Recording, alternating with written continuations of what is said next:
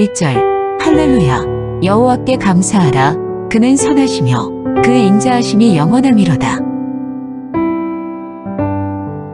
48절 여호와 이스라엘의 하나님을 영원부터 영원까지 찬양할지어다. 모든 백성들아 아멘 할지어다. 할렐루야.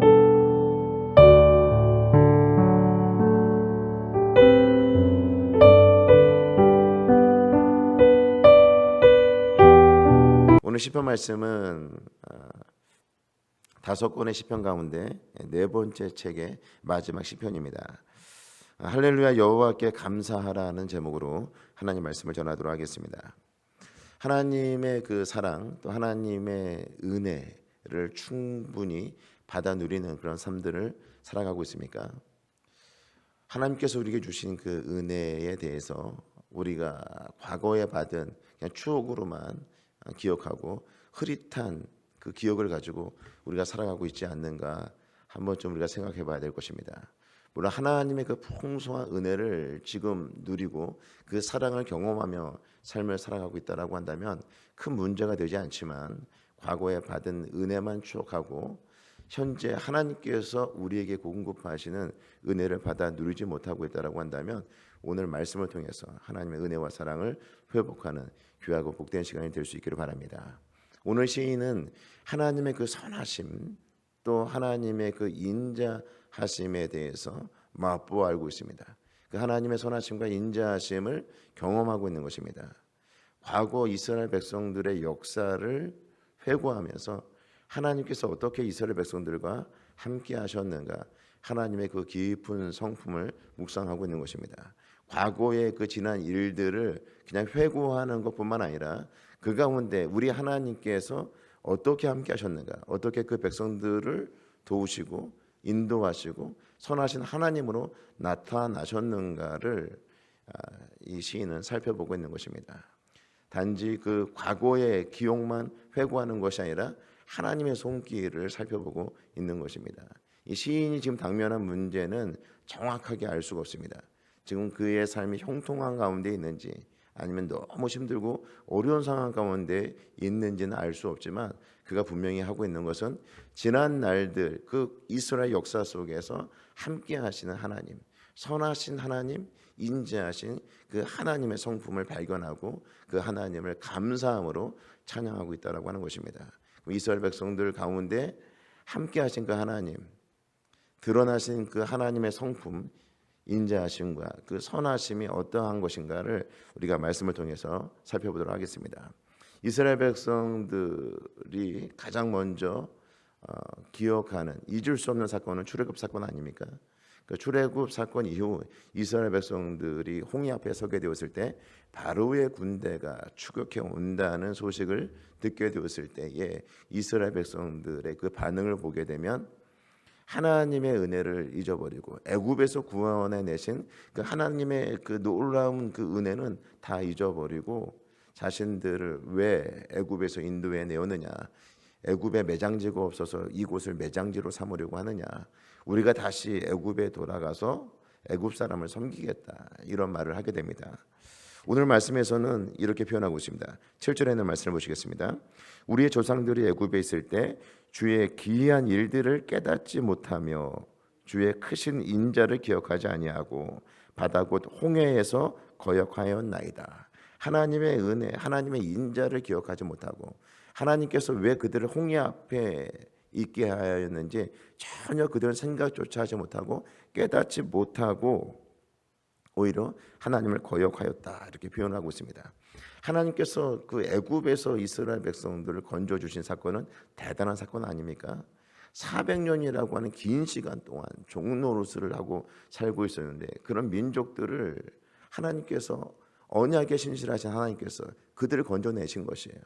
건져내신 이 사건들을 보게 되면 이스라엘의 그 노력이나 열심은 전혀 없는 거죠. 전적으로 하나님께서 일하신 것이죠.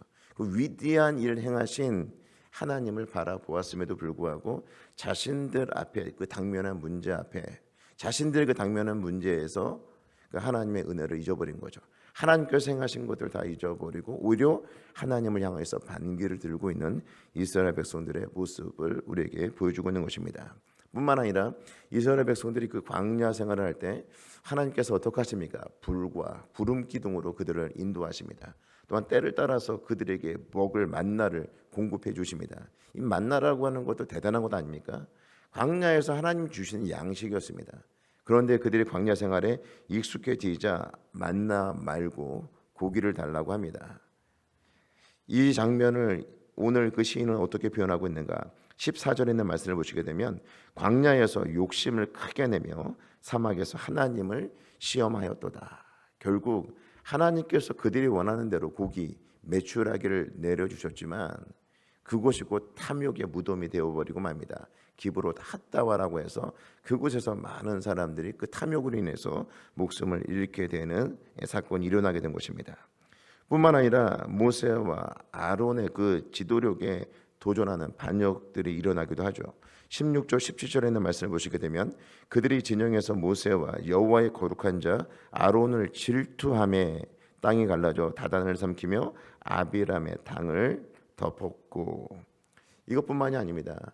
하나님께서 이 애굽에서 이스라엘 백성들을 건져 주실 뿐만 아니라 이 광야의 그 여정 가운데 불과 구름 기둥으로 인도하시고 그들의 먹을 것을 공급하셨는데도 불구하고 끊임없이 그 하나님을 향하여서 반역을 하고 거역하고 불순종하는 일들이 일어났다라고 하는 것입니다. 19절 20절에 있는 말씀을 보시겠습니다. 그들이 호렙에서 송아지를 만들고 부어 만든 우상을 경배하여 자기 영광을 풀먹는 소의 형상으로 바꾸었도다.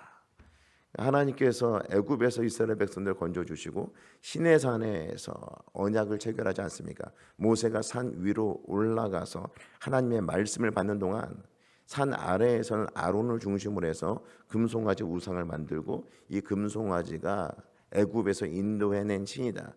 우상 숭배를 한 사건이 벌어졌던 것이죠. 하나님의 은혜를 계속해서 잊어버리는 거죠. 이스라엘 백성들의 그 광야 여정 자체가 기적이고 하나님의 인도하심이라고 말씀을 드릴 수 있는데 이스라엘 백성들은 계속해서 하나님을 거역하고 반역하는 일들을 행하였다라고 하는 것입니다. 21절에 있는 말씀을 보시게 되면 애굽에서 큰 일을 행하신 그의 구원자 하나님을 그들이 잊었나니, 하나님을 잊어버린 것입니다. 하나님의 은혜를 기억하지 못하는 것이죠.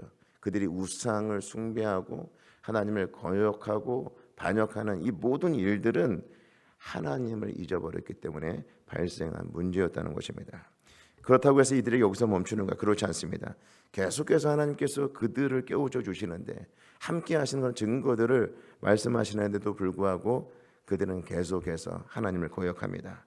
24절 25절에 있는 말씀을 보시게 되면 그들이 그 기쁨의 땅을 멸시하며 그 말씀을 믿지 아니하고 그들의 장막에서 원망하며 여호와의 음성을 듣지 아니하였도다. 이 가데스 바네아에서 12명의 정탐꾼들을 가나안 땅 탐지하도록 보냅니다.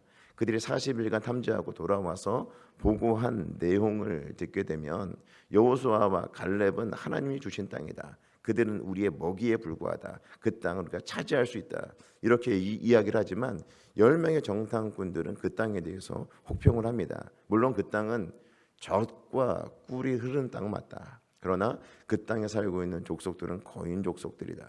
그들이 살고 있는 성읍은 견고한 성읍이라서 하늘에 닿았다. 우리가 그 땅을 차지하지 못한다.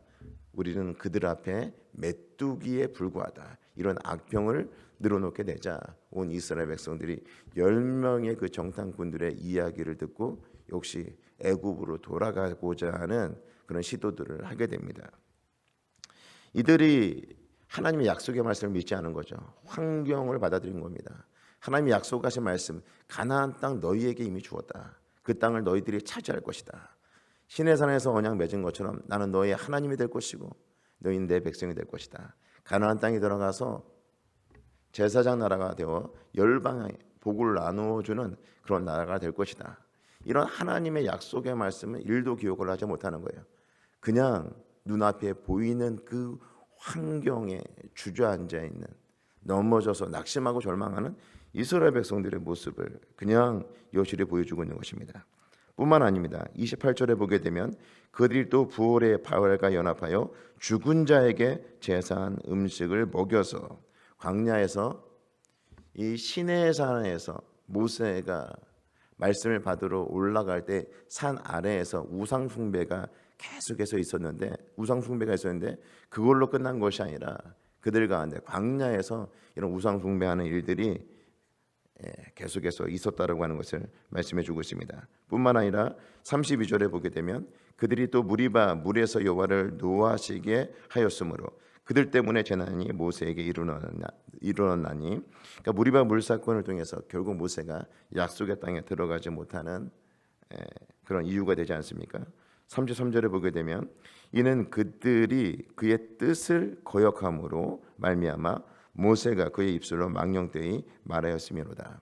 이렇게 이스라엘 백성들은 애굽에서 구원받고 난 이후에 홍해부터 시작하여서 약속의 땅 가나안 땅에 들어가기까지 끊임없이 하나님 말씀에 불순종하고 거역하며 하나님 말씀을 믿지 못하고 이런 일들이 반복해서 일어났다라고 하는 것입니다. 가장 중요한 것이 무엇입니까? 이들이 이런 반역을 일으키는 데서 또 하나님의 말씀을 거역하는 데 있어서 가장 중요한 것, 가장 그들이 이와 같은 일들을 행하게 된 그 계기들을 보게 되면 하나님을 잊었기 때문에, 하나님을 잊어버렸기 때문에, 하나님께서 베풀어 주신 그 구원의 놀라운 은혜 가운데 그들이 거하지 아니하였기 때문에 이와 같은 우상들을 섬기고 반역하는 일들이 있었다라고 하는 것입니다. 중요한 것은 이런 광야 생활들을 마치고 하나님께서 약속의 땅 가나안 땅으로 이스라엘 백성들을 들어가게 하셨다라고 하는 것이죠. 그런데 이 가나안 땅에 들어가서 하나님께서 이 40년이라고 하는 이 광야 생활을 통해서 충분히 그들을 단련하고 출애굽 그 2세대들을 약속의 땅 가나안 땅으로 들어가도록 만들어 주셨는데 그러면 좀 달라져야 되는데 달라지지 아니하였다는 것이죠. 34절에 보게 되면 그들은 여호와께서 멸하라고 말씀하신 그 이방 민족들을 멸하지 아니하고, 처음에는요 정복 전쟁이 원활하게 가나안 땅에서 일어나는 것처럼 보였지만 나중에 보게 되면 여호수아가 죽고 난 이후에 그 지역에 있는 사람들과 타협하며 살게 됩니다. 그 이방 민족들을 쫓아내지 않는 것이죠. 36절을 보게 되면 그들의 우상들을 섬김으로 그것들이 그들에게 올무가 되었도다. 제사장 나라가 되어서 그 가운데서 그들이 하나님 말씀을 가르치고 열방이 그 하나님을 섬기기 위하여서 오도록 만드는 그런 나라가 되어야 되는데 전혀 그러지 못하였다라고 하는 거죠. 오히려 이방 나라들의 흡수가 되어서 하나님 나라의 백성으로서의 그 정체성을 완전히 그 상실해버리고 살았다라고 하는 것이죠. 결국 이 다윗 시대에 이스라엘이라고 한 나라가 절정을 이루긴 하였지만 그 이후를 보게 되면 계속해서 쇠퇴하지 않습니까? 하나님의 말씀을 듣지 아니하고 우상을 섬김으로써 결국 북이스라엘은 아수르에 의해서 멸망을 당하고 남유다는 이 바벨론에 의해서 멸망을 당하고 상당수 많은 사람들이 바벨론의 포로로 끌려가게 됩니다. 그러나 하나님께서는 언약에 신실하신 분으로서 자기 백성들을 포기하지 않습니다. 44절에서 46절에 있는 말씀 제가 읽어드리겠습니다. 그러나 여호와께서 그들의 부르짖음을 들으실 때에 그들의 고통을 돌보시며 그들을 위하여 그의 언약을 기억하시고 그 크신 인자하심을 따라 뜻을 돌이키사 그들을 사로잡은 모든 자에게서 긍휼히 여김을 받게 하셨도다. 다시금 고토로 하나님께서 불러들이셨다라고 하는 것입니다.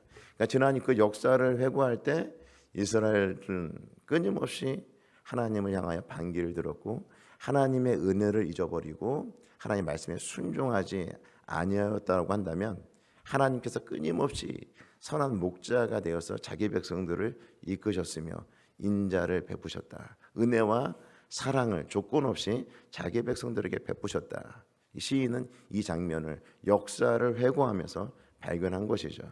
그러면서 하나님을 찬양하고 있는 것입니다. 하나님의 그 선하심과 하나님의 인자하심이 영원하미로다. 그래서 하나님께 감사를 올려드리고 찬양을 올려드리고 있는 것입니다. 근데 이 이스라엘 백성들의 그 모습을 보게 되면 단지 하나님의 그 놀라운 은혜를 받았음에도 불구하고 이 은혜를 저버린 그냥 배은망덕한 그런 백성들의 모습으로 끝나는 것이 아니라 여기서 우리들의 모습 또한 볼 수 있다는 거죠. 우리도 하나님의 그 놀라운 은혜와 사랑을 받은 자들인데 그 은혜와 사랑을 잊어버리고 살아갈 때가 너무 많다라고 하는 것입니다. 오늘 이 새벽에 이스라엘 백성들의 그 모습을 보면서 우리가 반면교사로 삼을 수 있었으면 좋겠습니다. 우리 안에도 충분한 이런 기질들이 있는 거죠. 하나님의 은혜를 저버리고 내 욕심대로 살아갈 수 있는 그런 가능성이 우리 안에 농후하며 지난 날들의 우리들의 삶들을 들여다보게 될 때 그런 적이 너무나 많았다는 것입니다. 하나님의 은혜가 충분히 예수 그리스도를 통해서 우리에게 공급됨에도 불구하고 하나님의 그 선하신 그 손길이 우리에게 끊임없이 미치고 있음에도 불구하고 하나님을 향하여 원망하고 불평하고 있는 우리들의 모습을 이 이스라엘 백성들의 그 모습을 통해서 그대로 들여다볼 수 있다라고 하는 것입니다.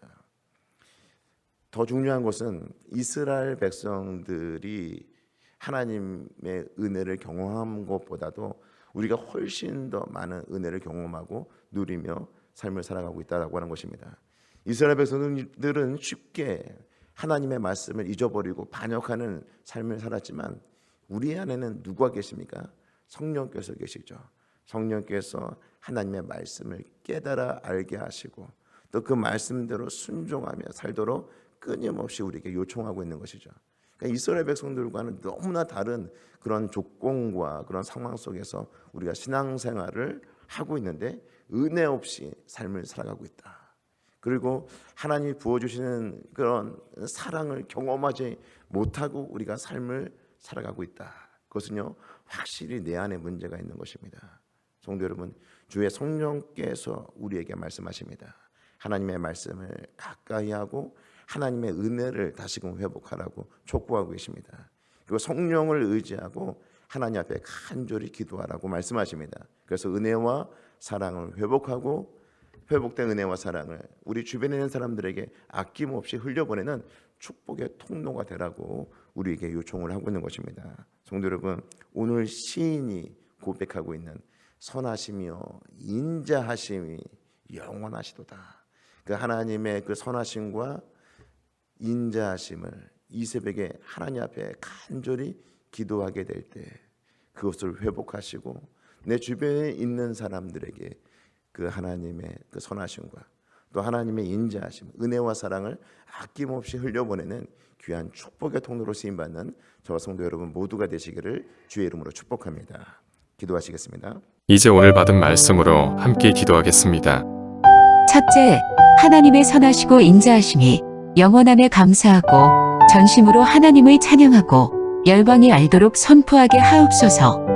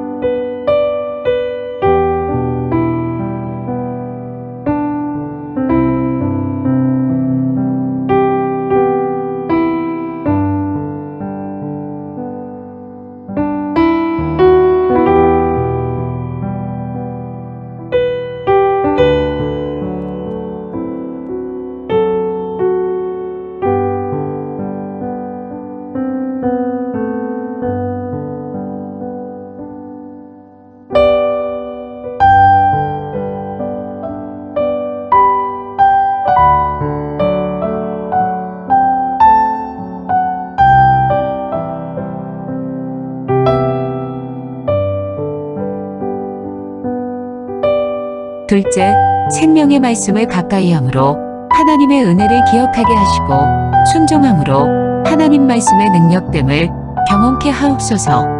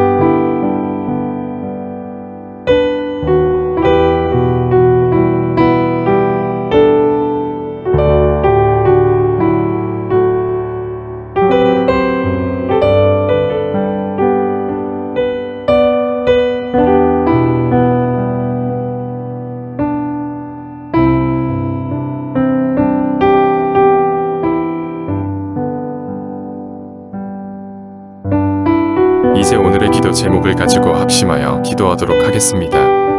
첫 번째, 하나님, 사람들의 말에 부정적인 생각보다는 오히려 긍정적으로 선하고 아름다운 것으로 생각하며 듣게 하소서.